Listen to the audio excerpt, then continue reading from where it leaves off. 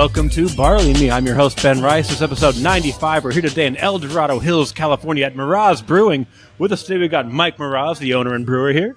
Hello, how you guys doing? And also from Mraz, Lauren Zehnder. Hi, everyone. And our special guest today, beer judge Melissa McCann. Hi. Hey, thanks so much for doing this. You guys really appreciate it. Thanks for having us. Of course. Thanks for coming out. Oh, no problem. I'm very excited. I love your guys' beer a whole lot. And I'm super excited to talk about it. So, Mike, how's business here at Miraz? It's been good. Yeah. Still just hammering it out, making beer. Yes, it's what we're good at. Yeah. And you guys have been doing this for what, 6 years now? 6 years, correct. Yep. So Anniversary's coming up. Yeah, celebrating our 6th anniversary, March 9th. And because we're crazy, we'll be doing 6 collabs. Just like last year, we did 5 collabs for our 5th. Breweries near and far this time, or all Northern California. But yeah, I think these days the hardest thing is just coming up with something new and fun that we're excited about and not repeating stuff we've already done. At least some of the fan favorites, of course, but besides that, we try to bring in as many new beers and styles as we can these days. Yeah, it's something that we want to do, so ends up being a couple IPAs, pale ales. I think we got one pastry stout. Okay. So, yeah. And we'll be doing a couple sours. Our first ever Imperial Sour, which is a fun style we've been wanting to try out. And then a different style of kettle sour with hibiscus with red bus, which will be fun. Yeah, so we're doing that one. Excited about that, so that should be out for our anniversary. Yep. Are you guys doing any big Belgians? We're not surprisingly doing any Belgians for our anniversary. Not for the anniversary, but we do have some. Yeah, we just brewed a dark one. Beer week, for our strong beer day, we'll definitely have a few big Belgians. We have one on tap right now, and then we have some barrel-aged ones that we'll be releasing around that time as well. So not for our anniversary, I don't think, but soon after, for sure. So you're going to be bringing back some old favorites for your anniversary? Yeah, we always save a few kegs, so we got some goodies. So, yeah, we got Windows in the tank right now, our Belgian triple. Perfect. Yeah. So that'll be, should be out for the anniversary. Hopefully we'll be all gone by then. Should be good. We have our 18E, which is our Belgian dark, that is in barrels also. So I don't think that'll be ready for the anniversary, but look for that in the middle of summer. Nice and hot. Yeah, that's how it always seems to end up these times. Dark Belgian. I feel like the majority of the time we do all these big beers in the wintertime, and then we go, oh, perfect, let's throw it in barrel. And then a lot of the times they're ready by late summer, and it's like, or even midsummer, and you're thinking, oh, this is really when I want to be drinking a big, thick, dark Again, the pros Belgian that or drink stout. beer, they don't care what season it is. They're just going to drink That's it. true. That's true. But yeah, we have some old vintage barrel-aged kegs we'll be bringing out for the anniversary as well. I try to stash away as much as we can for those special events so we can throw on some stuff people loved in the past or want to see how it ages and stuff like that. Who are you collaborating with on the beers this year? So we have Red Bus, Alaro, Cooperage, Alaro. I know, sorry. They're It's new. so hard to get the names I right. know we got so many names. Cooperage, Santa Rosa, and then we're doing 50-50. Nice. Truckee, so kind of all Northern California, and then we have Red Bus and Burning Barrel. Burning Barrel. Burning Barrel. Yeah. Oh, that's right. I saw And the then Burning That's Barrel. sick. Yeah. SB. Right? Oh, and then we're doing a collaboration with the guys from Sacramento Beer Enthusiasts. So Yeah. we'll invite the whole crew when out are for they the brew coming day. up? And Yeah. When are they coming up? you know what? That's the one brew date we don't have nailed Okay. down yet. Nice. But everything's happening mid-February so that it's ready by. So I can tell you sometime between February 7th and February 15th. So that's pretty cool. You guys are reaching out to like the new guys in town, like, hey, come over and brew with us for our anniversary. That's pretty cool. I new, think, some old. people we've all been wanting to collab with. It's so hard to find the time to, get together, and then sometimes you talk about it a bunch and just doesn't come to fruition. So, and it's fun to be able to get a couple outside of the area that we have relationships with, but we don't get to see that often, like Cooperage and 50-50. Yeah. So as far as the new breweries, you got your Red Bus, you got your Burning Barrel, and you got Alaro. Yeah. Now, did you guys go to them and go, hey, I'd like to brew this kind of beer with you? Or do they come, hey, I have a beer style I want to learn about that you guys do well that I would like to pair with you on? I mean, we were the ones who brought up actually just brewing because obviously we wanted to do it for our anniversary. But I think it was a collaborative. Eric from Red Bus has been wanting to do it for a while. Red so Bus that was was probably the the easiest one. Red Bus was the one that came to us and said we really want to do a sour with you guys. So we'll be doing a version at their place, I'm sure, as well. Jason from Burning Barrel and then LP, one of our brewers here, have been talking about this hopbacks and tattoos idea for a long time, kind of a play on snapbacks and tattoos. And so I think that was very much a collaborative effort from the start and something we've been talking about for a long time and just haven't had a chance to do yet. So, and then the other ones, I think it was just kind of talking, what do you like, what do we like, and kind of going from there. Yeah, so when you were starting out 6 years ago, did anybody reach out to you for like a helping hand like that? I don't know if there was much of the collaboration stuff going on 6 years ago. I think you're just trying to find your way. It wasn't, you didn't have much time to do that. I think it was just pretty much just working in the back and trying to just make it happen. You had friends in the industry, though, that you, I'm sure, bounced ideas off of or talked to or whatever else. Yeah, you was called and talked to them, but we didn't do any collaborations. I think it's kind of I don't want to say a newer thing, but it just seems like it's definitely... It seems like more and more is happening. I'm seeing it a lot. It's great. I think our first one was probably... Who was our first one? The A's beer with Altamont. Yeah, we did the green collar one for baseball. That was like 3 years ago. Yeah, I think that was... Maybe 4. Yeah. We did Weathered Souls, good beer company. Trying to think. We've done so many now, it's hard to keep track. But there's still so many people we haven't collabed I try to put a sticker on the tank, the fermentation tank, to remind me of who we all did them with. But, so, it's good, though. That's one thing good about the industry is the camaraderie and getting together. And it's not just hanging out with some drinking beer, but you're also learning how they do it. What's different in their brew house versus our brew house. Why do you do that? Efficiencies and techniques. So you're still learning. So so it's good. And you guys came out swinging on this one when you opened Mraz, right? Doing sours, doing Belgians, getting a few good IPAs out there. Yeah, I always wanted to have a board with a lot of different styles on it. I think definitely from my homebrew background, I was able to, I brewed a lot of beers, so I understood a lot of the styles. Really liked the Belgians. Thought they had a good, plethora of styles, and it worked out well. But I, wanted people to come here and have the same experience they do at a regular tap room or bottle shop, that they can have, a light beer, a dark beer, an IPA, a Belgian, a sour, kind of a little bit of everything on the board, so you can have some choices instead of just all Americans or all Belgians or all sours. It's kind of hard to do that in this marketplace then, and it still is now. I think it's better to have a little bit of variety for all the customers. For sure. Yeah. And I think the crazy part is they were so good right away. Like those are styles that usually people kind of screw up for a little bit, and yours were just phenomenal right out the door. Well, he was doing them he did barrel-aged sours as a home brewer, whereas a lot of brewers these days don't get into those styles till their commercial days, I feel like. There was just so many just different, unique beers on tap that we could come to this little place in Dorado Hills, and at that point I lived here, and it was just like, wow, this is completely different, and it was great.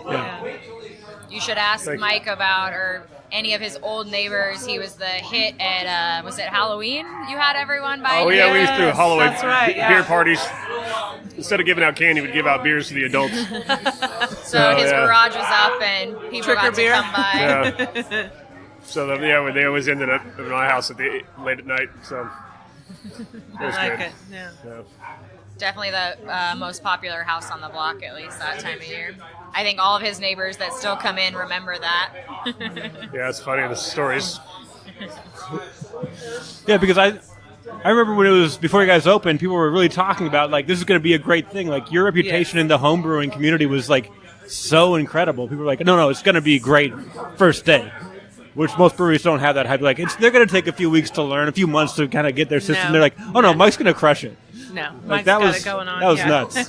Well, you were entering in tons of competitions from the very get-go as a home brewer and all of that, weren't you? So that's kind of where you put your name on the map? Yeah, I was brewing quite a bit of beer. I was home brewer of the year for the state of California for 2008, 2009.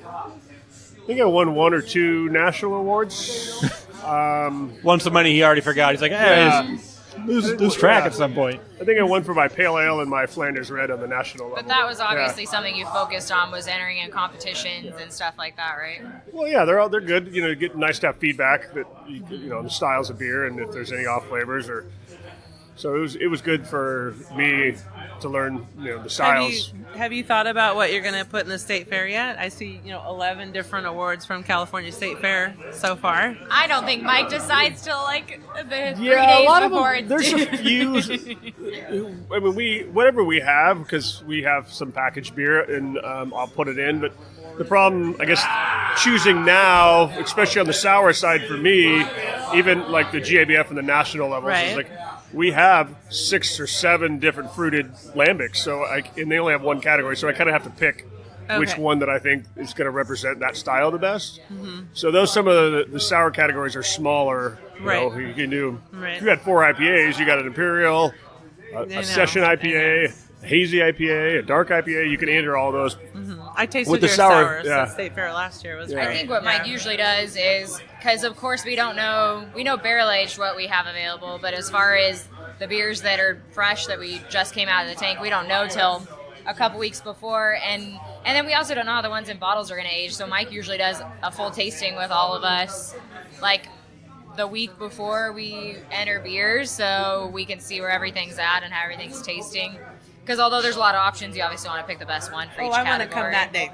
Can I be there that It's day? usually impromptu, unfortunately. Like, try this, try that. See, what do you think of this one? Which one Everyone do you like didn't know better? they were coming to work downing a bunch of beer that day. Quality control day. Let's do this. But we don't brew any. About the only thing that we brew specifically in the time frame is for the double IPA bistro. Yeah, we brew a beer so it's ready about that time that comes out. I think everybody does because it's a fun event to go to. It is. It is. Yeah. Well, like every year, it always seems that our Belgian Golden Strong in Furnace is like one of our favorites. And every year we end up brewing it, so it's like 2 weeks late for the state fair. Oh, well. And he's like, dang it, again. And we're like, we should plan better next time. So this is your note now. Yes. Yeah. Mark your Very calendar. True. Very true. Yep. Will you be judging, I'm sure, again this year? I will be judging, yes. Mm-hmm. Yes.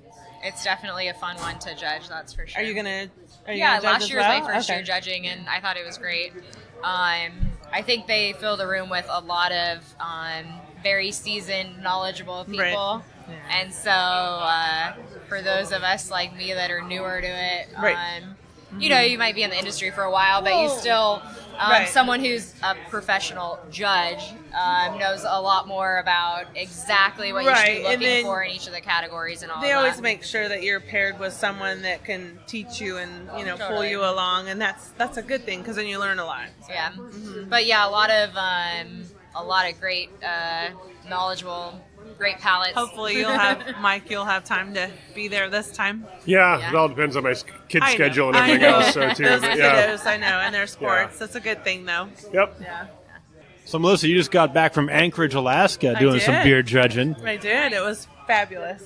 What it was the Barley it? Wine Festival, and I judged the barley wines and then winter warmers. Ooh. So, yeah, Oh, wow. So walked away feeling nice and toasty.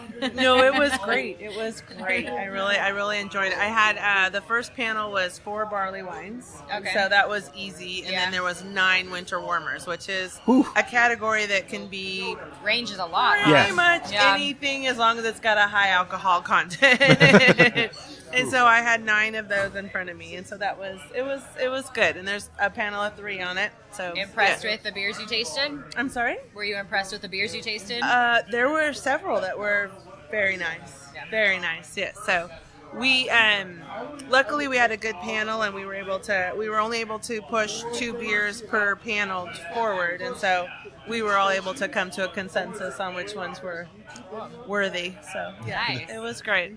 So is that kind of an invitational setup to keep the amount of beer you're drinking down? Yes. All right. Yes. So you just have to be careful when you get those high octane beers like that. You need to remember what you got in front of you, and you got to drink your water and eat your bread. And it's definitely much more serious than I think some people might realize. being in a room where judging's going on. There might be joking back and forth about this or that, but I feel like when it comes to talking about the beer, everyone takes it really seriously. It really is, because it's not only about the one that tastes the best. It's the one, if they represent it as a Russian Imperial Stout, it needs to be on point for a Russian Imperial Stout, or it gets knocked down for that. If that's how they say it, or like, a stout or whatever. And so that comes into play as well, whether if you like it or not, it doesn't really matter sometimes, Oh, totally. Yeah.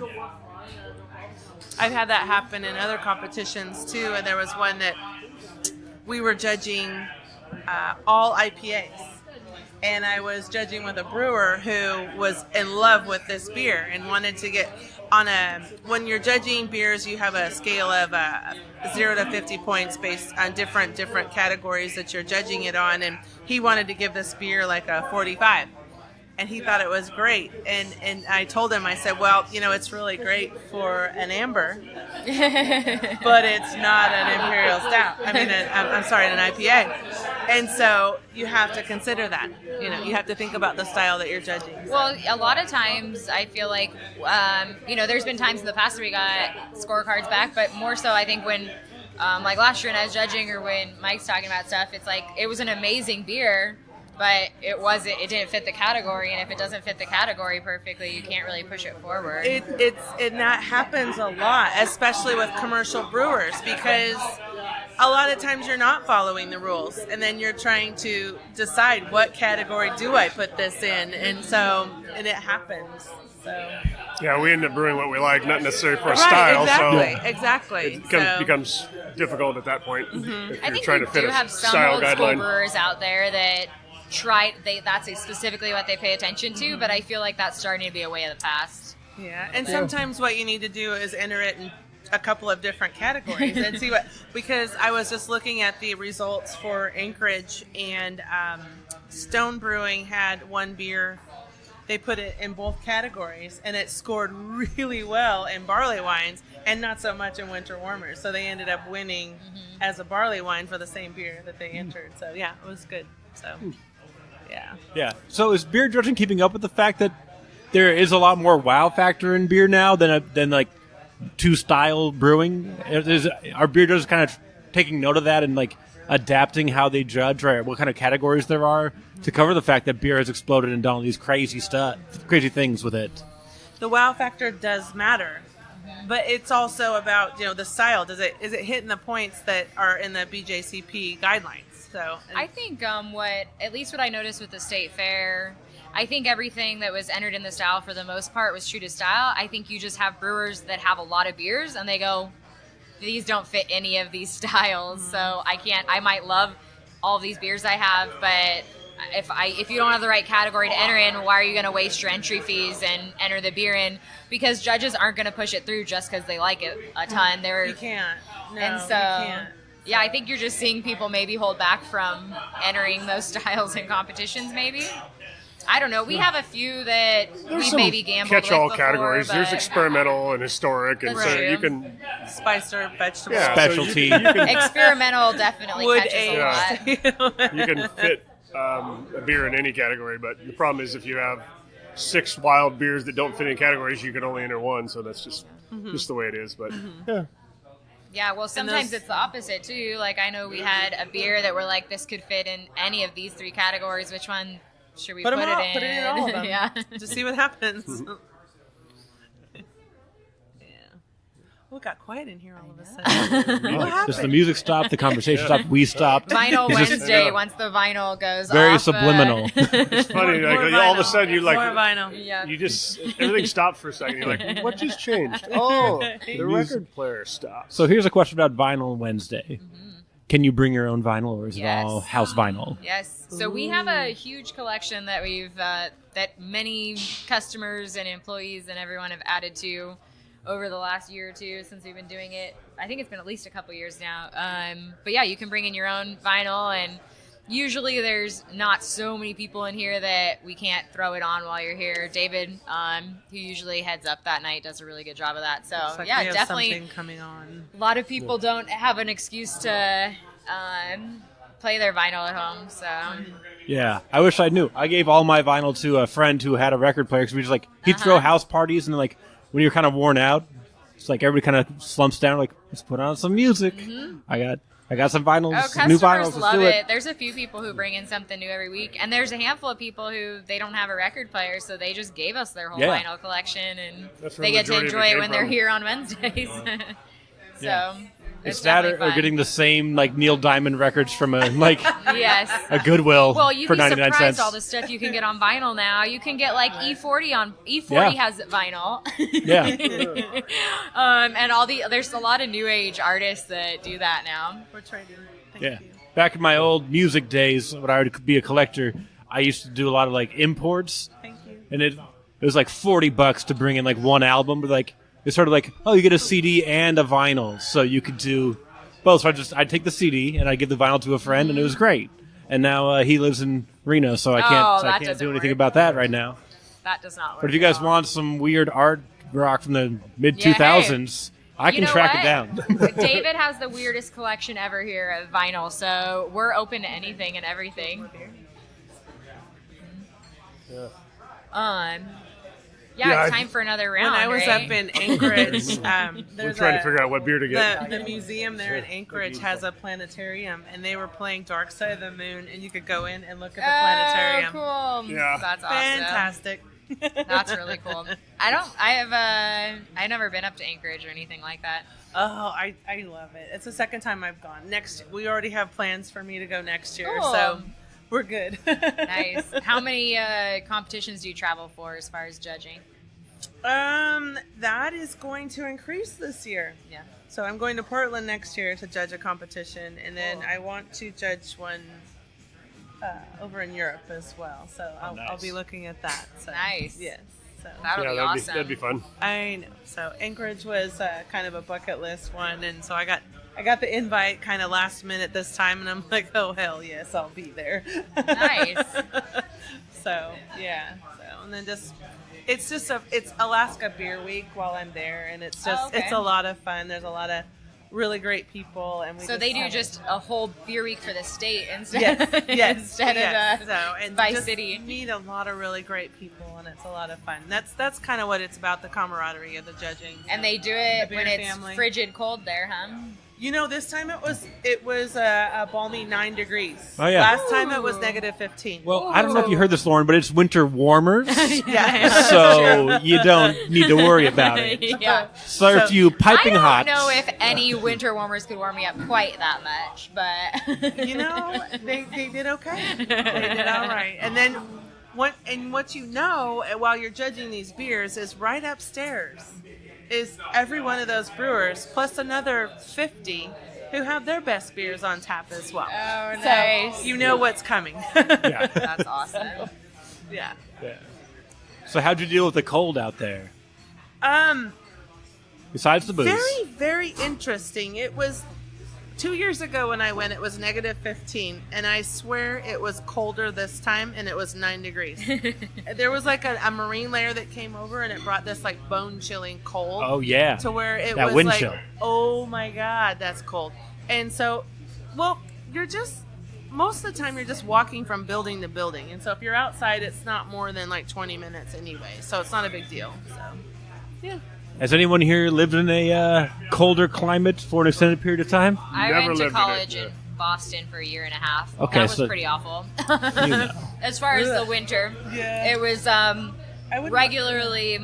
There was a wind chill that brought it down another 15 degrees than what it already was. I would not want to do that on a daily basis. Yeah. I think the hardest thing was in the middle of winter, they plow the streets and then they plow the sidewalk. And so where does all the snow go? It just goes in a huge wall between the two. Yeah. Right. So by February, you're walking down the sidewalk and you can't even see the street, and vice versa because the snow is so packed high. I don't want to do that on a daily basis. I can handle it for 4 days. And then I go home. Snow's for You fun. don't it's go not for anywhere work. without gloves, a It's to scarf, and a visit. hat. Go It's to not South to Lake live, Tahoe and go snowboarding. Yeah, that's what it's for. It's Yeah. not to work in. Nice, it's pretty. Time Yeah. to go. I spent 6 years in North Dakota. Ooh. And that was terrible. And I don't recommend it to anyone. But my first winter there, I was like bundled up because you have to be. It's freezing. And I walked in and everybody in my class was wearing shorts and like t-shirts. And it's like 16 degrees out. Oh gosh.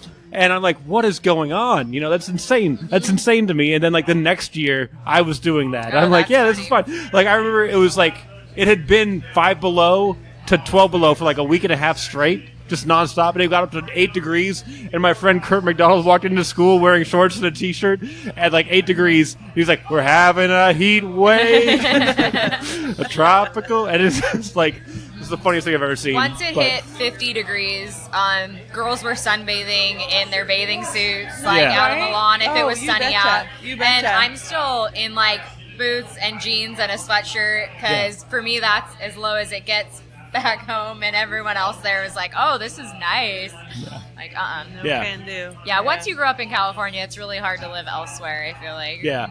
It took me a while to get rid of the being able to be prone, like not worry about cold. Like I think it was maybe 3 years ago I finally started wearing jackets again. So I'm like, it's 50 degrees. This is like toasty warm to me. This is fine. But like 3 years ago, like it is actually cold. It's actually okay. I'm finally out of that freezing mentality. I never got used to it. It's truly awful. I only did 2 winters there, but I did not get used to it. Yeah, it's awful. It's truly awful. Like you said, just go to South Lake Tahoe for the day, for the week. That's way better. I don't do it at all. I moved here with the sole purpose of not experiencing cold ever again in my life. Like, you want to go to Tahoe? I'm like, no, that's exactly why I'm here, to not go to Tahoe. Yeah, no. You can still go in the summertime. Yeah. I'll go in the summer. I will not touch it in the winter. Summer's beautiful out there. Yeah. I'm not meant for that at all. Yeah. It does get cold. Yeah. Hey, you. Do you love craft beer? Do you love craft beer brewed and bottled here in Northern California? Well, if you do, we got a magazine for you. ABV Magazine is the only local print publication covering Northern California's amazing craft beer and spirits community. Each issue features behind-the-bottle conversations, reviews, booze-based destinations, and a comprehensive guide to breweries, taprooms, bottle shops, and distilleries in Northern California. You can sign up for only $1 a month and have each issue delivered right to your front door. Check it out at abvmagazine.com. And from all of us here at ABV Magazine, cheers, and thanks for supporting local craft beer. That's abvmagazine.com, alcohol by volume. So you're kind of an outdoorsman, Mike. Yes. Notice that kind of a bike enthusiast? Yeah, I do a lot of mountain biking, sponsor a couple teams, do some racing myself. Yeah, it's kind of my out to go get some exercise, and usually the brewery's right next to Lake Folsom, and we have trails all around here. So even for my lunch break, I'll just take a nice 45-minute bike ride and come back. So yeah, it's makes it nice. We live in an amazing area, so it's perfect for mountain biking. Yeah. Do you have any brewers you team up with to go biking out with? Or No, are they all kind Eric of like, no, from we don't do Redbus that? used to do a little bit of biking, but he's obviously busy with the new brewery and everything else. And a lot of friends in the industry. There's a few that I just follow on Facebook or whatever else, or some of the bicycle apps. But we're all busy, so it's kind of hard to go somewhere. That's why it's nice for me just to not put my bike in the back of the truck, and just go. So what's your listening regimen for that? Is it silence? You got a mute playlist? What do you I got? just don't put the headphones on or anything, or I just go out and ride. Just experience it. Yep. We'll do some. I still like to hike and stuff like that, but it's most of the time it's just be out there with nature and hanging out and having a good time. Yeah. What's your rig like? What do you got? What are you riding? Which one? See, that's. I knew it was going to have multiple a new answers. bike part arrives at the brewery on a daily basis for Right me. So How many bikes do you have? So I got a road bike, a cyclocross bike, a hardtail, and then my 100mm Intense Sniper is probably the one I ride the most. Yeah, and then the YT Jeff C, which is 130, and then I have a Canfield, it's 160 millimeter, like a downhill bike. So, and then my kids have bikes. So my kids' bikes have all my hand-me-down parts, so he's got a really nice bike too now. Right on. Yeah. You getting the kids into it as well? Yeah. Good. Yeah, they do a Good. little bit. My older, I have an 18-year-old, and he rode for a little bit, but he's more into the computer stuff and hanging out with his friends. So my 10-year-old likes to ride a little bit. So, but yeah, it's good. My girlfriend rides too, so that's always nice. We can go out hiking or riding. We did Yosemite a couple months ago. Mm-hmm. Did Half Dome and all that, and about a 15-mile hike, so that was fun. Right on. Yeah. trying to plan our next one. We might do something after our anniversary for that week because my birthday's the March 12th, and we always usually do something. So I think I went to Hawaii one year. Nice. I don't know, a few different places. But, yeah, we'll have to figure it out. It's coming up quick. It is. So, yeah. It's time. What's your dream ride? And that could be where you go Yeah, or what you're riding. I've been wanting to go to Whistler, which is a bike park up in Canada. That would So, be yeah, fabulous. it's a snow park in the wintertime, but in the summertime, they have all the lifts are put your bike on and you can bike to the top and you just ride down the trails. So there's some pretty amazing trails. So Now, that's when kind of you- on my bucket list. When you go that far away, how do you get your bike there? You can put it. They make bags that you can take on the airplane, so Okay. you can. You've never you can do traveled that. that far with a bike. You haven't traveled a plane ride away with a bike, though, have you? I went to Hawaii. When I went to Hawaii, they did the Inu collaboration. Oh, you brought your bike? Yeah, I took my bike with me and rode around. I didn't know Yeah. that. A little Did test. it, and it landed safely. Oh yeah, the bags are fine. It's not an abnormal thing. I guess it's Okay. just like checking skis or something, huh? Yeah, it doesn't come down the conveyor belt. It's little. You got to pay. I think it's like $100 extra or whatever for the baggage fee for that. Yeah. But yeah, Which for the average person like me, that's probably the cost of my entire bike. So, Right. So Yeah. it's not for huffies. Not for yeah, huffies. no, yeah, You need to book that. yeah. That's a good one. Go do that. Yeah. But there's so much great riding even around here in Tahoe, from Tahoe to, it's just, I haven't had a need to go do it, but eventually there's a few local enduro races that I'll probably do this year that are Southern California and up in Ashland, so we're going to do that one too. So What are your favorite paths? What are your spots people should check out that maybe they're not paying attention to? for like in this area? to ride in, you mean? Yeah, just wherever. Auburn's always good. Yeah. Everybody likes to So many ride places Auburn, to go. and there's some good trails. Auburn's pretty steep, so there's a lot of climbing involved, but that's always good. And then, so the Granite Bays is probably the easiest place. A lot of sand, good trails, not too I like that trail. not too steep, I like it. The but single it is track. busy. So you run It into a is, lot it of. is, yeah. You got to be respectful of all the horse people and the hikers and all that. So. And there's Salmon Falls, which is the other end of Folsom Lake. There's some really good trails up there, and they're not busy. So you can pretty much just go out there and ride forever. That is the one place I really kind of thought I was going to die. Yeah. I did Trail. the whole Salmon Falls Trail, and on the way back, I was actually looking for the places where I could just lay down and call 911 and have the helicopter come Yeah, get me. it's out there. So That there's, hiking's yeah. no joke. So tired. I've never been that tired in my life. You make sure you bring an extra tube and a tire and or at least a patch kit or something because Literally Yeah, you got it. if you get a flat out there, you could be 15, 20 miles from the start There's a point. reason why I don't. Yeah, and you're out there. So, Yeah. but it's good. My whole Yeah. body's sparkling. It's good to challenge yourself. Yeah. It was a challenge, I'll tell you. Yeah. So what do you think about street cycling? How do you get somebody who's terrified of bikes? Me, this guy right here. What would you recommend for me? I hate traffic. I hate dealing with cars anywhere near me because they're all bad drivers. Get on the single I'm track. terrified of them. Yeah, they make gravel bikes now that is kind of like in between a mountain bike and a road bike that would be good. You can ride Granite Bay and some of the gravel roads without traffic. Yeah, I used to road race bikes. I did motorcycles too, but bicycles Nice. to be in shape.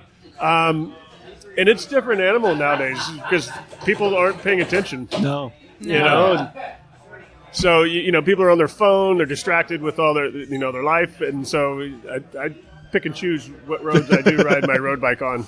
So there's some good road bike roads around here that are out towards Rescue and out towards Placerville that are not that traveled. So there's kind of pretty much have the road yourself. So Yeah. That's what I kind of feel like. It's like, but how do I get there from the place where there's a bunch of cars and a bunch of congestion? How do I get there? Do I just load it up and just drive over, skip it?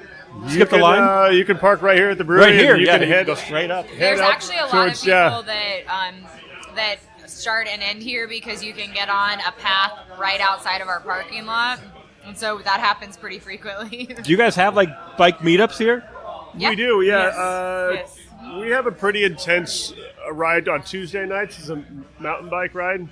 It was Thursdays, but I don't know if they still we still do that. Thursday Yeah, the one Tuesday as well. ones is the local fast guys, and we don't wait for anybody. So if you get dropped, then you got to find your way. Thursday's a little more for everyone. Thursdays, the older original group. There used to be a bike shop that was here, and the bike shop's no longer here, but we still continue the Thursday night ride, and we do it every Thursday, even in the wintertime. As I long think they as almost the prefer weather. the winter time. Some of them are like, the more mud, the better. There's just something about like the chill that you get while you're exercising that's just way better than like a warm exercise or like a mid-level. I don't know. Well, I mean, we know how hot it gets here in the summertime, so that's And not in that ride super we wait enjoyable. because it's a little bit more casual, but it's different to ride a mountain bike with headlights and stuff. You're out the same trail is it's more. It's more stuff out there. The rocks look bigger, and it's usually Or wet. you do what half the guys do now, and if they don't feel like going on the ride, they just meet everyone here afterwards for a beer. or the injured ones. Or the injured ones. There's always one of those typically as well. There's a few road rides that leave on the weekends too from here, but I haven't been on any of those. But yeah, there's some. I mean, from here you can do a gravel ride, a road ride, a mountain bike ride at any level you wanted to. So it works out really nice. There's a lot of cyclists around here, that's for sure, and hikers and runners and everything. Yeah. Yeah, it really kind of is a perfect spot for it. Definitely. That was exciting. Have you seen a mountain lion out there yet? No, No? I've only seen a bear when I did North Star, the mountain bike lifts up there. I was on the lift and saw a bear, but I've never. When you're riding out there, especially when it starts to get a little dusk, you see tree stumps. You're like, "What is that? Is that a bear?" Or hear something rustling. But I've never seen one. I have a friend that's seen one, but they pretty much just like anything else is scared of us, so they kind of stay away. But there's always a few stories that people have been chased, but yeah. One time out on the single track in Folsom Lake, I saw really? one. It was like a not well-traveled trail, and it was like, okay, I don't belong here. Yeah. I'm going to go now. Yeah. And I think most of the time, like if it's, especially we're on bikes, unless it's in the path, you won't see it because you're kind of focused. So a hiker is a little slower and could probably hear them and look around, and you probably see it that way. And then get super paranoid over nothing for a while. Yeah. That's always fun. I love that part. Where you hear something like, what is that? You're like, maybe it's nothing. Probably nothing. Maybe it's something. The mind. And then you're like, Yeah. and now every sound is amplified. Like, I'm all alone, and I'm a mile and a half from the last person I saw at least, and they're going the other way. So it's they're really pretty 3 far miles out there And sometimes. oh my goodness, what I did. The bike's like, I'll just keep going. I'm on a bike. Ride with somebody else. Yeah. Ride with a partner. Yeah, for sure. Yes, definitely. Yep. Oh man. Oh man. And that's kind of been a bonus thing. I mean, I raced bicycles and motorcycles when I was younger. Obviously didn't do it when I was building the brewery for the next couple of years because I was just so busy with all this stuff. But it's kind of grown into another subculture for us is, being part of the bike community because beer and bikes go so well together. Yeah. So it's turned out to be, it's pretty cool. Have you guys thought about like sponsoring like a bike team or anything like that? We do. So, you do? Already done? Yeah. Perfect. I sponsor, it's more of they're kind of like, I guess they're pro, but not really just fast experts around, local guys. Yeah. There's about 10 of them. Racing, right? Yeah, rhythm racing. And some guys are road guys, some guys are mountain bikes, some are cyclocross, a little bit of everything. Yeah. And then we put together a team for Prairie City, which is kind of like the local, it's between April and June, kind of every Wednesday night, they have like a mountain bike race. We put a team together for that also. Nice. Yeah. And then I think last year or the year before we sponsored like the awards for that or something as well Yeah. at the end of the season. Yeah, we donated some pint glasses, and so we always bring some beer to celebrate for the And then award we ceremony. even have bike jerseys because that was demanded pretty early on. Yeah. So definitely, and there's socks for We got bike biking. socks, So gotta have socks. People were more excited when we got socks in. That was one of our number one liked posts on social media in 2018 was when we posted about having socks in. I'm not even joking you. Not a beer, not like an event. Not a bottle of Pliny. No, it was literally. It's our anniversary. Don't care. Give me them socks. Exactly. It was funny when you saw some app. You can see your top 9 Instagram pictures Yeah. and look up, see which ones got the most likes. And almost most of the tap rooms that did it had Pliny a bottle somewhere. Oh yeah. Yeah. It's still a popular beer, and people still like it. So it's funny that But not a as lot much of as them. socks. They still like socks. I can't remember which one it was. It might have been Hop Grenade or somebody else. Every single one of their top 9 is either a Pliny or Russian River. Oh, thing. well, yeah, because they always have Russian Yeah. River on top. I'll tell there. you, in Europe, it's the beer to have. So Really? Still, I even over there? travel with it. I travel with that. Well, and they've blind expanded pick, so. distribution recently. I don't know how they managed that. It was like some Well, giant facility or something. that they Yeah. added. Well, and I was wondering when they built that huge facility if we would see more Russian River out here, and obviously the answer is yes, because you're seeing Blind Pig on tap out here for the first Yes. time Yeah, which is good. ever. That's right. And then you're seeing Pliny more Amen. regularly Right, places, and then some I think Hop Shop or something had Dribble Belt on tap, and like just all There's sorts been a of few ones. tap takeovers that had even some of their sours and Belgians. Yeah. I think Yes. So good. Who had Or it? at Sam Horton's had it. Yeah. So, Yeah. yeah. there's a Which, few other I mean, places. that's definitely exciting. Well, and to they be said able to get something more of about Pliny the Younger. There's going to be a bigger distribution of that as well. Well, this which year, is so. interesting because maybe it was because they were maybe still building that facility last year, but last year they pulled back a lot of their Pliny the Younger distribution, it seemed like. So Yeah. maybe it was the year before. I thought it was. Well, you got to last year. build up that hype for the next year. Is it Right. still Yeah. being made at the old place, or are they going to make That it at the I new don't place? know. It I was has gonna to be look at the into old that. place because the new place I feel like is like crazy. But then again, they It's said like that a they were theme going to park or have something. more of it this year, so I don't It's know. supposed to be ginormous. I haven't been out there. Yeah, because yet. they had they're the gonna conference do. there recently, right? I've seen it, but I didn't go I in did not yet. make the conference, but I did. I know the CCB. I Ben, didn't. have you been out there yet? I didn't make. I have it not either. been yet. No, No, I it's was on my in list. Windsor for like a I few think hours, and I couldn't sometimes find time. when it's that close, you're like, I'll make it there. I'll make it there. I'll make Yeah. it there. I saw it and at then- Thanksgiving, but I didn't go. Yeah, I travel a lot for work. I'm like, come on, Windsor. Like it's just like what I think every time. Like, come on, Not here we the go, biggest, here we go. Pictures town of for it. them You to got a send you Ukiah to. gig coming Yeah. up. You should, Yeah. definitely. Pictures of the place look Quality beautiful. control, please. Yeah, Yeah. let me know. I don't even get up to Sierra Nevada as much as I'd like either. That place is Yeah. amazing. Yeah. Right? Oh, I remember 2 years ago I went out. I was like, my girlfriend loves sour beers. She just loves them, right? I'm like, for like Valentine's Day, I'm gonna go to Russian River. We're gonna get some sours. It's gonna be great. And I did not look. Same weekend as Pliny the Younger release, and we get there. We're like, what is this line? I mean, I know it's Friday, but Jesus Christ, with this line, you know? And they're like. I'm like, what is this? Why? Like, how long have you been there? Like, we've been here for 5 hours. Like, why have you been here for 5 hours? Like, I was younger. And I'm like, is it Younger Week? God, what am I doing? yeah. And we got all the way to the entrance. We were the last people to be told, you can't come in. We're closing. I'm like, oh no. I had a wow. hotel. That's so- like, Oh all this my stuff. gosh. So we ended up going to like some pizza joint that gave us like garbage pizza for $24, and like you can have a great white. I'm like, that's not at all the same as what Yeah. my big dream was. I made it out to Sierra Nevada in Mills River, North Carolina. Oh, wow.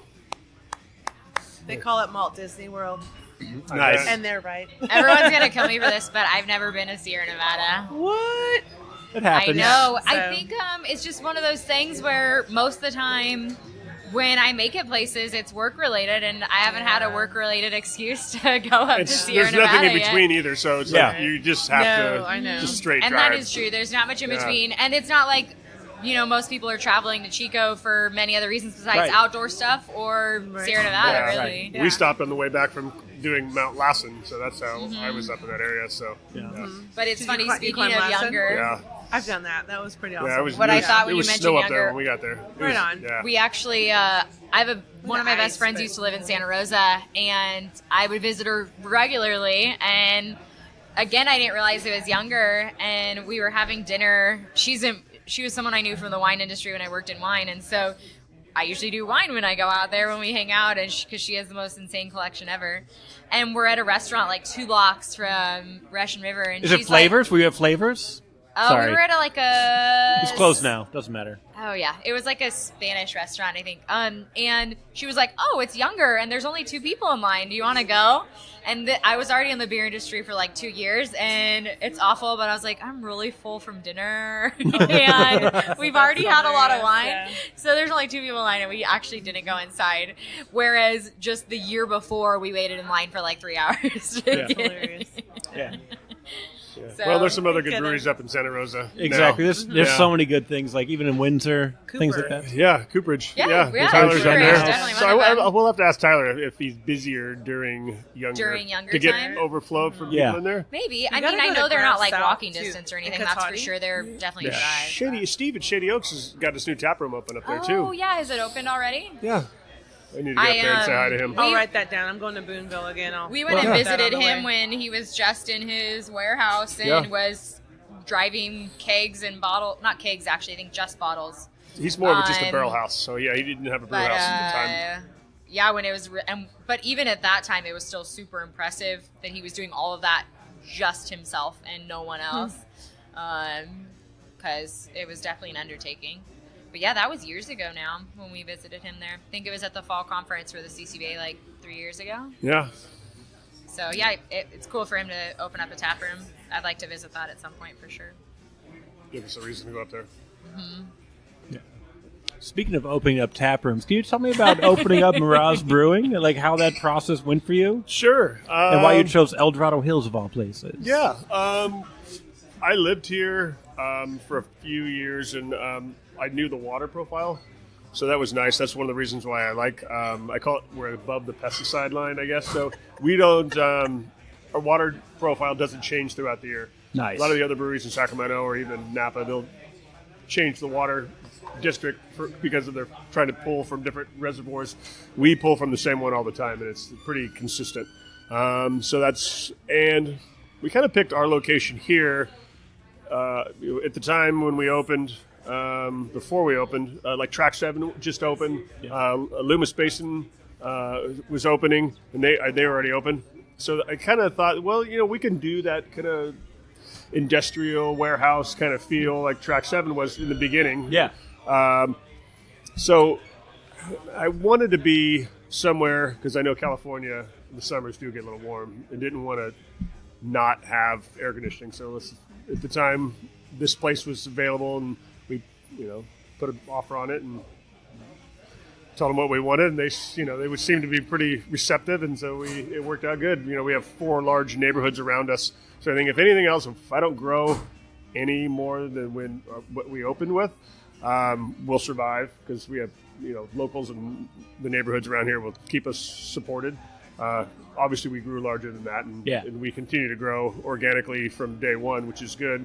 But that was kind of the original thought, is like we have some restaurants and stuff around here. We don't necessarily need to rely on a food truck. We do have them when we're busy events, because it makes it nice for our customers, but we don't have to have them. If we did do the industrial idea that there's no food out there. Yeah. So that was the idea, sticking where we were. And, I just figured we'd start small. I knew how to, fix things. I was a mechanic for years, so I built race cars and motorcycles and all kinds of stuff. So I can weld and do all the stuff and fix all the problems that need to be done in the back of the brewery. So kind of cobbled together the brew system, and some new, some used, some old stuff. And, it's been working. Yeah. What was your original starting size as far as that goes, and has it grown? 3 barrels. Yeah. Oh my God, really? Yeah. But you Yeah. grew, Was it really?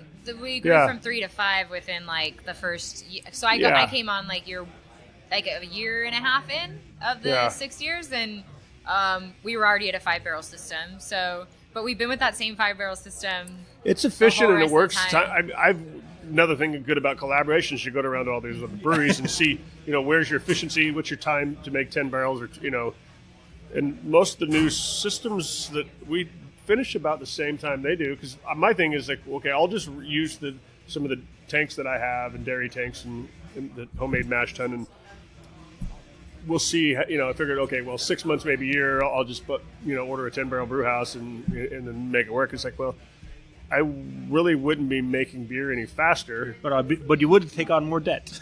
but that's the other side of it. Everything is already paid for. So we joke around all the time that we probably have the most equipment per square footage of any brewery. Yeah. Maybe even in California. Yeah, I was going to ask, because I was like, I don't feel like you guys have grown your barrel room really at all, like your brewing area at all in the 6 years. Everything's still brewed here. Our barrel room is all of our barrels, obviously. Yeah. A lot of cold storage and storage of really everything else. So bottles and cans and Clap all your of our hands. bottle conditioning and We have a Mike's 33 muscle car. One of my other projects. But as far as all the brewing stuff, we have 5 tanks, 4 10-barrel, 1 20-barrel, our brew system, and a keg washer in like 250 square feet. That's about right. Yeah. Maybe Right. 300 because we turned Pretty what used to be a insane. second cold box here into a room with 2 more tanks because Mike said, "Oh, we have 4 inches to spare. We can fit." Come on, Hey. it'll be fun. Everybody do needs it. 20 more barrels of fermentation space. So, because we asked Peter Hoey when he came to collaborate with us when Urban Roots first opened up and for our anniversary last year, and we said, "You've been everywhere. Does anyone pack it in like we do?" And he said, "Maybe one other place." Not for the amount of beer that we make out So, of so here. you're very much like Bender and Futurama. Like, what are you talking about? There's 1.25 cubic meters here. What are you? Yes. That's Mike's thing. Plenty of If room. there's an extra few inches, he'll find a piece of equipment to put in it. That's for When sure. we brought the keg washer in, and I had to, we have cabinets that kind of hold all some of the supplies. It Yep. took me 8 hours. I had to move every single cabinet into place just to make room for like 4 inches. Yep. Yeah, but it works. But we do have the barrel room. It's like 3,300 square feet, and we have a 400 square foot cold box over there. So, Okay. And the idea is to eventually move the brew house over there. But as times change, I kind of just watch the internet and some of the breweries, and if we can pick up a used 10-barrel system at some point in the future, we'll probably do that instead of moving the one we have This here is over such there. a great location Yeah. now. Oh, And it's we'll like always a have the little tap room. Yeah. community thing here, Yeah. and I think it's so I valuable. think it has. And it I never think feels our tap crowded. room has. No. Our tap room has like a nice Well, cozy feel to it. Well, that's a bad thing. during big events are a little There's crazy. been a few things No, during no, Beer it Week is, when it is it's crowded, but it doesn't wall to feel like wall. it. It doesn't Yeah. feel crowded. I don't know. I've come here plenty of times, different times Come a day. during Beer Week when they're doing their sour. I event. I don't think I have It's come like- during Beer Week, but I came during the anniversary, and you It's guys used about space pretty 8 well. to We- the- during bar. our I anniversary. just like they and use the Beer Week, space well. I'm yeah. trying to give a compliment about using No, space well, of but fine, course. just dump Yeah. on it. That's No, all. no, they really do. But But events we like that, try to that's have rough. a cozy Yeah. feel to I'd it. imagine like a sour And- event here. And those events can get really crazy. But for like, an average Wednesday like tonight, the goal is, because when you do have those industrial settings, they can sometimes feel really cold and not maybe as welcoming, or you don't want to hang out for as long. But I think because the fact that we try to keep it kind of quaint, it definitely feels like everyone's local hangout, or people that come from afar. Usually they're shocked at first, like, this is where you guys brew? It's so small. But I think people really like kind of the feel of the place. So a little cooler in the summertime and a little warmer in the wintertime than your average brewery for the most part, probably. And the patio helps too with some space too. Yeah. Yeah. Totally. And we do have bigger events. We get the permit and we block off the sidewalk and the parking lots so we can actually Right. do some stuff out there Right, for so for overflow. the anniversary, you guys are going to be doing that again, taking Yep. over the whole parking lot And again? we, Beers and Sack rents out a tap trailer. We found out at our last event, our Halloween event we did this last year, and that was awesome. So it allows us to do our 12 taps inside and then another 11 taps out of that Right outside. on. Yeah. So rain or shine, we'll have plenty of tents up, everything for that March 9th event. Beers and Sacks kind of cool. Yeah, Yeah. I mean, I'm doing a few things for them. You definitely can't beat that tap trailer. No. And No. they work with breweries, especially to make sure it works out with price and convenience and everything else. Yep. So Yep. definitely was Good nice people. to be able to use that, and it cut our setup time with Yeah, having to do logistic-wise jockey for- boxes and everything else. Setup and breakdown, it makes it nice. Yeah. So Yeah, it should be the same thing though. Food trucks, and we'll have live music again. Hopefully some fun anniversary merchandise. We're looking into bringing some special items in for that. Excellent. And also, I'd like to point out, honestly, if you're on the patio, one of the best sunsets. Oh, To yeah. watch. It is. If you just It's a pop great out there. sunset. Indeed. Yeah. Yes. Underrated. Nobody talks about it. Yep. I remember I came out here It's one a time. very nice I was like, time, oh yes. my God, this is like a beautiful sunset. We need to take more watching pictures spot. at sunset so people know. But yeah, Yeah. It I do. really They're is. on my Instagram page, my personal one. Because it's usually Sunday nights. I don't have the kids. I'll just do a little easy ride by the lake. And sunsets are amazing up here. Yeah, they don't get any better. All oranges and purples and reds. And it's amazing. Yeah, it's definitely pretty. Yeah, you could check my Instagram like 2.5 years ago. I'm pretty sure I took a picture. I'm like, oh my God, is this real? Love it. I've never seen the Northern Lights, but it's got to be a close second. I know. I haven't either. I think I'm giving up on Anchorage. I'm going to Iceland. Yeah. I got a friend going to Norway, so for a couple of days, and his girlfriend's family's there, so I might go there. All I have to do is pay for a ticket. I got a place to stay. That sounds good. Yeah. And then The Ron only thing is Shavak. they can't guarantee that you're going to see the Northern Lights if you book. Well, I'm the not trip. worried about that. I just if I got To go. I think to next go. If January all I do is I'm pay gonna for go a to plane Iceland. ticket. Yeah. Not that it's cheap, but I mean, The I don't plane have to pay for. But they're not that Crazy, expensive though. either, which is the crazy part. Yeah, Really? They're really not. Wait, are we talking about Iceland or Norway? Norway. No. They're a little bit more expensive. Iceland's super cheap. Yeah. I think I'm gonna go next January just to try to see the lights because Yeah. I'm kind of over not seeing them. Yeah. And You should just go back to Alaska. Just go a little further up. Yeah. At Fairbanks, negative 53 this morning. So Yeah, I'm just yeah. saying, Yeah. just saying. But once you I get don't past- know. Negative Once- 53. once you get Negative. past negative 31, it all What's feels the the same. I'm thinking like, it's it really fine. probably does. So I've been in negative 20, and that hurts to breathe. I could have. Yeah. That's people die like that. That's what's the thing great about California. In Northern California, like we can go outside 365 days a year, Yeah. Yes. and you're not going to die. No, you're not. You're really what not. other? There's not that many places in the world that you could say that, right? You're right. Yeah. It was like Anchorage at negative 15. It was like that was You got left about outside a little bit and- survival-ish. Yeah. If So you got your keys or left them, locked your keys out of your not car, cool. yeah, it could be Not over. cool. Yeah. Yeah. Well, actually, really cool. Sorry. Yeah, Yeah, because I think negative 30, it's like 2 hours, I think, is what you have of exposure before like your body just shuts down. We don't have to Really worry that about long? Yeah. It's, I'm surprised. Yeah, it's 30 minutes till like you notice it's going to be bad. But like Right. to shut down is like 'Cause I 120. felt like negative 15. I had about 15 minutes before I needed to be inside Because you couldn't things breathe hurt. anymore, because your lungs just go on Right, fire. so, yeah. But like, so your body's just like, I'm done. Peace, deuces. Yeah. Okay. Yeah, that's a fun. I should probably cut that part out. If you're wondering, no. Just saying. Yeah, It's your podcast. You can cut out any part you want to come out. that's true. Maybe the part about how your body reacts to cold, and then it shuts down and you die. It's probably not the best topic. But like, yeah, in California you would never risk this, but if you ever show up somewhere else. Also, let me just spin it to a positive. If you don't want to spend the money for a plane ticket to figure out how beautiful it is in Iceland, Sigur Ros's Heima DVD. You know the band Sigur Ros? No. Icelandic band. No, Sorry. nobody knows these guys. Oh my God, they're so good. They're beautiful. look them up. They're great. You should get them on vinyl. Just a heads up. They have a DVD where they went back to Iceland to like perform shows like in caves and caverns and like That's out in awesome. town squares and stuff. Oh, wow. And it's like beautifully shot. And they go into like it's a beautiful country. Once you see that, it's like that's like $15 on Amazon. You can just buy that DVD and be like, oh, this is Iceland.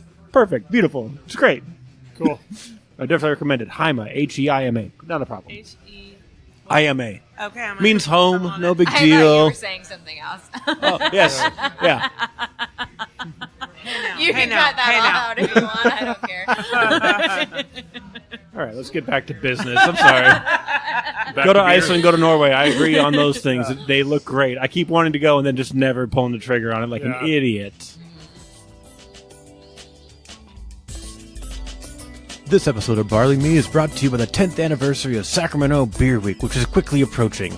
This 10-day celebration of Sacramento craft beer begins April 26th with the second annual Sac Mac and Brew Review, with a mac and cheese pairing competition alongside a brewfest of over 40 local craft breweries. Early bird tickets to the Sac Mac and Brew Review are on sale now at sacbeerweek.com.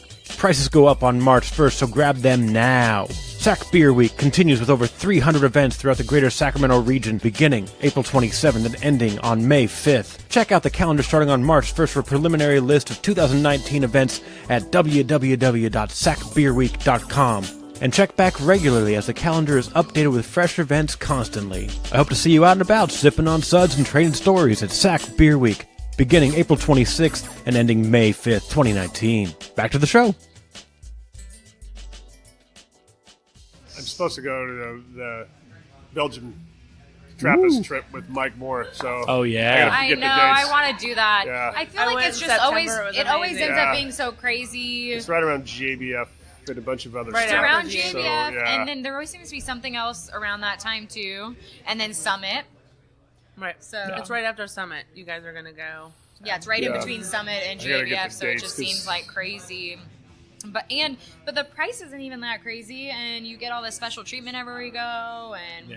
and it's I don't not know that about huge of a that. group. Well, Well, I heard they. I mean, Plus I assume- air. It's plus air though. You got to so- buy your own airline ticket because most people stay a little after or a little before. Yeah, but sorry, Like, the see, I price wanna for go the see trip Prague. itself, not the airline part, but the So, price for yeah. the trip itself didn't seem that bad because a lot of it's included, right? And they're basically telling you what you're doing every day, so you don't have to think about it. I think. I don't know the total ins and outs of the trip, but it seems like a cool thing. It's pretty clearly like he's got hotels for you and stuff like that. It's like a whole I think it's all. I thing. think it's all booked out like that. Yeah. I want to say. Yes, it is. Yeah. But if you want to go early and stay late, so you can do Yeah. your own like wander Yeah, offs. yeah, exactly. He's like, yeah, I because don't book your travel, It's so way you're too good. short of a trip for me to go that far. So I think if I were to ever do it, I would definitely pack some time on in the beginning or the end because I just feel like if you're gonna waste an entire day traveling there and an entire day traveling back, you may as well be there at least a week and a half, 2 weeks minimum. And I think the trip's only like 10 days. I want to say. Yeah, I don't know. better add those 2 days in. Okay, that sounds awful. Yeah. I said week and a half, so I didn't sound snobby, but really 2 weeks, 2.5 weeks, I Yeah. think Do is something really the non-beer minimum. related. Is Right. that- Yeah, but who Yeah. can take that much time away is the problem. Yeah, Who that can be gone really for that is. long? Yeah, owners. Yeah. Mike. No, we can't. Yeah. I didn't Mike, do- if Mike wanted to, I'm sure he would find a way to swing it. Yeah. 2 years ago, I went to Hawaii. I think it was the first actual vacation that I took was, 5 days off. Yeah. But I'm still involved with the brewery, day-to-day operations and for doing sure. stuff. So it's, my goal was, after 5 years to start doing less and less, but we're still kind of growing and doing other things. So I'm still... Well, you're Still not doing- you're not having yeah. to do brew days alone anymore or anything Yeah. like that. And most of the time, he has help with all of that stuff. Most of the normal days, David and Lauren LP they can handle a brew day, but And then we have a tomorrow couple guys that even yeah. help with kegging and stuff like that. So we have a lot of, we don't have a big staff, but we have a lot of people who can do a lot of different things here. where nobody does one thing, everybody does a lot of little. Mm-hmm. Wear multiple shirts, as they say. Yeah. Yeah, and many hands. Yeah. Yeah, your crew's pretty spectacular, honestly. Yeah, they're good. Yeah. It's like that's all I'll say. They're good. We have a great group. We're lucky. So I noticed you guys have those beer memberships you guys are doing, Yeah. and I've heard them described as the best deal in the business when it comes to beer memberships. We changed over our membership this year to something totally different. So in past years, we always did what we called our barrel room membership, and it was basically a bottle club of just our barrel-aged wild ales, which was awesome, but based on the size of batches we do, when it comes to barrel-aged beers, and the size of the club for people that were local, it just wasn't making a lot of sense. And we also hated saying no to all these people who would come in from out of town, be in love with a couple of our barrel-aged beers, and then say, sorry, that's a club-only beer, you can't have it. So we revamped this year, and we're doing and a lot of other places do something similar, but it's more of a growler club. So you get a weekly growler fill and a weekly full pour. There's no, nothing's off limits for the full pour, so people can come in and get a barrel-aged beer every week of the year if they want. This and is then, a 7-ounce pour, but for you, full 16. And it's a definitely a decent size. Everything's 13 to 16 ounces. And then you get a growler fill every week, and that includes all of our American sours. So not too many places can offer that as far as their club. And then, insulated growler that's nice. We did an insulated backpack this year for the club too. Oh, nice. But we variety. priced it out. Yeah. And and the membership's $465 plus tax, which is about almost exactly $500. But if you come in weekly and you get some of the pours or growler fills, it's worth pretty much $2,000. So a 75% discount ain't too shabby. And if you only make it every other week, it's still a hefty discount. So 50% discount. Oh no, what a terrible life to live. So we actually got more than we anticipated for our first year changing over the membership. But for all the people who are in love with our barrel-aged sours, we're still bringing all of those. They're just not limited to club-only members now. So we should have a release every month of 2019. We should have a bottle release. Right on. Which should be exciting. We'll have one for our Barrel Room Garage Sale, which is January 26th, this Saturday. And then, or several Saturdays ago. once everyone listens to it. But for Valentine's Day, a raspberry barrel-aged sour, and then we'll have one for our anniversary and one for beer week and so on and so forth. So definitely try to keep all of that stuff flowing, and it allows us to offer a little bit more as far as when you go to your local bottle shop. Maybe you'll see a wider selection of our beers now too. Oh, awesome. All right, guys, I have one bad story about Miraz. I have one bad story for everybody to hear. This is the worst thing that ever happened. All right, well, here's what happened. I had a batch 1 of Cardinal. I went to a Christmas party a couple months ago, around Christmas. No, I brought it, and we didn't drink it. What?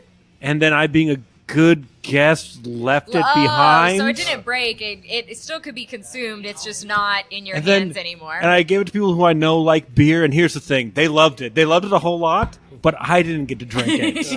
That's what I'm mad about. I didn't get to drink it. Mike might have one in his stash. I'm not asking for that. I might have a few in my cellar. I'm not worried about that. I'm just sad. That beer has aged very nicely, though. Yeah, so I wouldn't blame you for... I don't think I have any more. I know where there's some is. I have a few in my cellar. Yeah. Yes. You know what? It's amazing. There's a few random bottle shops across Northern California that maybe aren't in this area that we randomly pop into that have large maybe selections. People aren't familiar with our brand or whatnot, but they have some old, awesome Mraz barrel-aged beers. I know for one, Doyle's, just in Folsom here, they have bottles of Wild Meadow, which is our highest rated beer on Rate Beer before it got bought out by AB InBev. But I got like 96 points on Rate Beer, and we were super proud of it. In my cellar and it was definitely a very underrated beer, but they still have like 5 or 6 bottles of it. It was an at amber Doyle's. saison aged with apricots. Yeah. And we didn't use a lot of apricots, just enough to kind of sharpen the fruit flavors up, but it turned out really... And so there's a few random places like that. And didn't you say like Beer 30 in Santa Cruz or something? That's where the one... They have batch 1. They had batch 1 so Cardinal. Next time you're down there to visit... Santa Cruz. Okay. Go to Saute Darius. Go to Beer 30. I just got hit up by a guy I recorded a podcast for called Great Moments in Weed History. There you go. And he's in Santa Cruz. Like, next time you're here, come hit me up. So now I have a reason to go to Santa Cruz. Yep. And it's like great. And talk about a lot of great beer. There's a lot of great beer out there, too. So. I have a good Mraz story, which is kind of fun. Can I just read the text? The text I got back from the friend was, that sour beer was, all caps, so perfect. That's awesome. Nice. Well, I'm glad someone enjoyed it, that it didn't get broken or lost or in the hands of someone that said, oh, this beer tastes off. I don't think it's like, oh, that's actually a sour beer. All right, tell me your good story. They don't get it. They don't get it. So the good story is I was at the Ireland Craft Beer Festival a couple years ago now. I don't know if I told you this story or not. I know I tagged you on the picture of it. But over in Ireland, they don't have a lot of the swag that we have here, like bottle openers and stickers and coasters and that kind of thing. And so I brought a lot of that with me, along with Pliny and Blind Pig. But I pulled out a handful of coasters, and the owner of Killarney Brewing pulls out your coaster and says, I know him. And I have a picture of him holding that up, and I just love that. That was so exciting. Cool. Oh, wow. Usually you can't go that far in. Yeah, it was. I love that. That was That's really because I mean for us, I mean yes, we might be bigger than some of the really small new local breweries, but in the grand scheme of things, we're still a very small brewery. So when you see that your beer has made it that far, or someone's at least proud of that. talking about it that like, far, oh my gosh, I know him too. Mm-hmm. So I also learned my favorite saying ever there, because they have I don't know, Irish people have different sayings, and one of my new favorite sayings that I learned there, because I asked a question, and the guy said, "I've no fucking notion."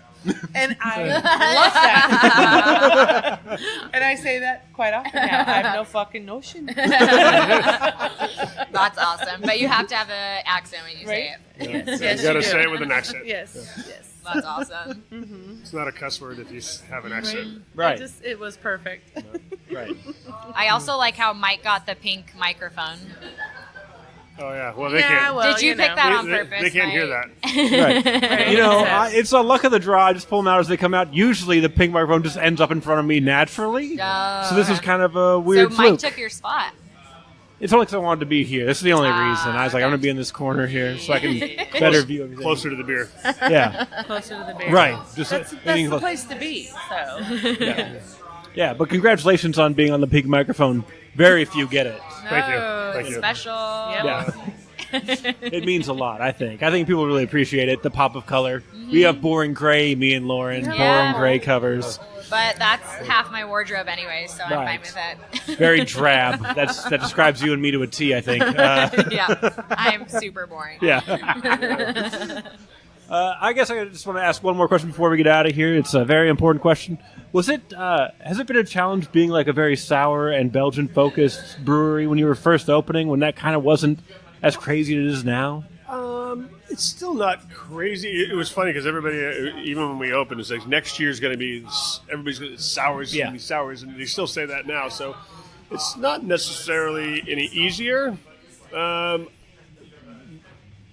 didn't, we saw Russian. I always, mentioned we mentioned Russian River earlier, and I think we all like appreciate that business model and how they do things. And if you even see Russian River, that even their Belgians and sours aren't really what they're known for. Even You though go to a those brew even though fest. they're amazing. so goddamn You go good. to a brew fest Yeah. and they bring supplication and or beatification and they bring Pliny and they still tap out a Pliny before Yeah. beatification. So Some people just we don't didn't appreciate it. I didn't want to be a straight Belgian or sour brew house because I understood the market. And Right. we still have, and most people still have Yeah. to make an IPA or pale ale. Yeah, that to East keep the Coast lights on. Queen Yeah. is delectable. Yeah.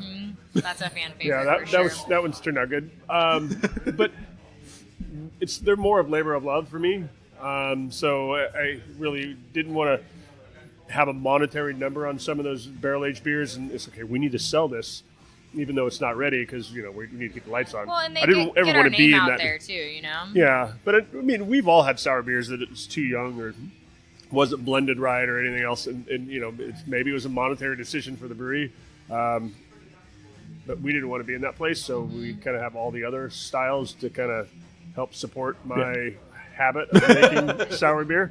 And the new American style sours or kettle sours, whatever you want to call them, have kind of filled that little niche and gap, so we can have those and sell more out in the marketplace, but yet still have our traditional barrel aged ones that take 2-3 years. This year of our Brewing with Friends is our first year that we did a true blended 3-year Oh, nice. lambic. So yeah, we took 3-year-old and then 2-year-old and 1-year-old and blended them. So 16. Well, Brewing we with said Friends is 16, 17, 18, but that was Yeah. when the beer was finished in the barrel. Yeah. So they were technically really like from 50. 15, 16, 17 Yeah. was this year's blend. 16 was a 1-year blend. When it went into the barrel. 18 was a 2-year, and that's the one we got the GABF award for. And then the 18 is a 3-year blend. And from here on out, there'll be 3-year blends. So Awesome. 19 will be 3-year blend. And another reason why we're not doing the barrel membership program is I want to revisit some of the old favorites that we did and not trying to make something new all the time Well, to that keep was the one members thing happy. that we wanted to do is be with the membership. Yeah. People that have been members the whole time, we felt like, oh, we can't repeat a beer we've done Can't for give you them a beer you've before. already had. They're gonna, So- They're going to be all- revolt. Pitchforks, all that stuff. Well, I was just trying to. It's hard to keep It's hard everybody to keep happy, but I everyone mean, that's just You some can't. some Yeah. things It's that, all good. you still try. Yeah. So that was the idea: is we can kind of visit some old favorites and But I think stay from true. the beginning, like go back to your original question, Mike was like really wanting to have a very Belgian heavy board. And I think as time went on, it realized, okay, we just need a balanced board.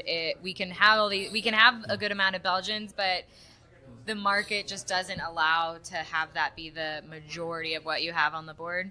And let's be real too, like we all love our sours here and a lot of people are really getting into them, but they're more sippers for a lot of people, whereas a lot of people can down 2 or 3 IPAs in no time and it's easy. So I think no matter what, at least in the tap room, we sell a ton of sours to the market, but as far as in the tap room, I think on any given day, our top seller is typically going to be whatever our single IPA is on the board, maybe our pale ale. Yeah. And sours will be maybe 2 or 3 or 4 as far as the ranking there. But I just think a quantity of what people consume, you know. Like people might get the most excited about our sours, and maybe that's what brings them in. But they might have a couple pints of pale ale while they're here. But, it's important to do everything well. And although we're known for sours, I think our goal is that people come in and like everything they try. Knowing it's going to be quality beer across the board. Mm-hmm. Yeah, exactly. Definitely. I think you guys succeeded in that pretty handily. Yep, thank you. I get option paralysis. I'm like, it all looks delicious. Me too. Just give me something. I don't know. But do you want an IPA? I'm like, yeah, but I also want a sour, but I also want a Belgian, but I just what's new? Well, we do taste, but we do half pours too, so that makes sense. Yes. Yeah. That's nice. Yeah, that helps. Yeah. The brave person sampler and the pansies pint. Exactly. Yeah, I like that. Yeah. Came up with that right now. You're welcome. Love it. All right, Melissa, we're going to wrap this thing up. Anything you want to throw in here? Anything you got going on? I know you have a bunch of beer projects in the work at all times. Well, I am judging She Brew competition here in Portland in about 4 weeks. Cool. So if you're a brewer, get it in there. Mm-hmm. So, yep. Cool. Oh, but that's right. Yeah. And where can people find you on social media, all that fun stuff? Obeer1 Kenobi on Instagram. That's the number one, correct? Yes, that would be me. Yeah. That's awesome. All right, and then from Mraz, you got your anniversary, March 9th. Our anniversary is our big one on March 9th. We have 4 big events throughout the year where we do the huge parking lot block off and all of that. So March 9th is our 6th anniversary. That's probably our biggest event of the year. And then for Beer Week, April 26th is our all sour day. So that's the only day of the year where we put on every single tap. We might do one IPA if you bring a friend who doesn't like sours. But every other tap it's in the back, besides that single tap is all sours. So that's going to be American sours, kettle sours, whatever you want to call them, barrel-aged sours, dark, light, low ABV, high ABV. And then we do Strong Beer Day, which is the following weekend. So that's March 4th this year. And then we will be bringing back our Halloween event because it was a huge hit last year. We went a little crazy with decorations. We had a Halloween-themed band. It was very fun. Costume contest, all that good stuff. And that will be October 19th. So, yes, I have the dates for all of that. And I know it sounds so far away, but those things take time to plan. So those are kind of the big ones to mark your calendar for throughout the year. And also, of course, Vinyl Wednesdays, every Wednesday. Every Wednesday. Mm-hmm. Vinyl Wednesday, every Wednesday. Mix and Match Monday is a discount on Mix and Match 4-packs. And then also on Wednesday, if Vinyl Wednesday wasn't enough, we do a growler fill discount on Wednesdays. So, yeah, those are kind of our big things for the week. Sticking points to get you up here. Yeah. May have already stuck that sour day into my phone. Yeah. Mark it now. Yeah. I'm like, that's probably our this most is insider popular. info. I need to keep that one in there. I think it's our claim to fame. Someone might challenge us at some point, but I believe it's the only day of the year in the greater Sacramento area where you can get that many sours on tap from a brewery in one place. I agree. Yeah. That's a fact. Yeah. I know there's tap rooms that can definitely do it, but as far as a brewery, oh my God, what a great day! It's a lot of fun. That's when it's 8 deep to the bar. I'm just saying. Yeah, that's when it's like, okay, it's pretty. You got to know a guy that knows a guy. We definitely have made some tricks to cut down on the lines and split up the station, so it moves a little quicker now. But it is a packed house for sure that day. It helps if you have red hair. I'm just saying. Easily noticeable. And then where can people find Miraz online and all that fun stuff? Yeah, so. I update our website daily at MrazBrewingCompany.com, and that has our tap list every day, what we have available for growler fills, and what we have available in can and bottle every day. And that also has the event schedule on it too, what's coming soon as far as new releases and all of that. And we also sell kegs. You can purchase kegs on there. Yeah, Just the and your small list guys. is like right on the board. You can like look at it when you So walk I in. try to keep the website very up to date. And then, our social media on Facebook and Instagram is Mraz Brewing Co. And we try to post on that pretty regularly as well. So those are the best places to find out what's going on. All right, I think that's pretty much it. Cool. I know you guys want to get out of here. Yeah, Mike thanks Mraz for with coming. Mraz Brewing, Yeah. thank you so much. Lauren Zehnder with Mraz Brewing, thank you so much. Melissa McCann, thank you so much. This has been episode 95 of Barley and Me. Thanks for listening. Get home safe.